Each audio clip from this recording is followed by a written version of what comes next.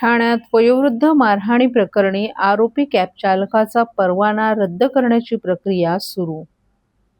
ठाण्यातील ज्युपिटर रुग्णालय परिसरात एका वयोवृद्ध व्यक्तीला मारहाण केल्याच्या प्रकरणातील आरोपी कॅब चालक निशांत शुक्ला याच्या विरोधात आता प्रशासनाने कठोर पावलं उचलण्यास सुरुवात केली आहे. ठाणे प्रादेशिक परिवहन कार्यालयाने त्याचा वाहन चालवण्याचा परवाना रद्द करण्याची प्रक्रिया सुरू केली आहे.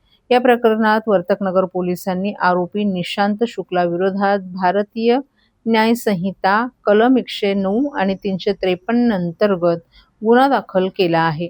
घटनेनंतर या प्रकरणाची गंभीर दखल घेत राज्याचे उपमुख्यमंत्री एकनाथ शिंदे यांनी स्वतः लक्ष घालत आरोपीवर कठोर कारवाई करण्याचे निर्देश दिले होते.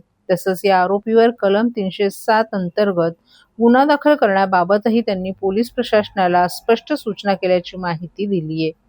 दरम्यान ठाणे आरटीओनं आरोपीचा वाहन परवाना रद्द करण्याची प्रक्रिया सुरू केली असून सार्वजनिक वाहतूक सेवेत कार्यरत चालकांनी कायद्याचं पालन करावं आणि प्रवाशांशी तसंच नागरिकांशी सुसंस्कृत वर्तन ठेवावं असं कडक इशारा देण्यात आलाय.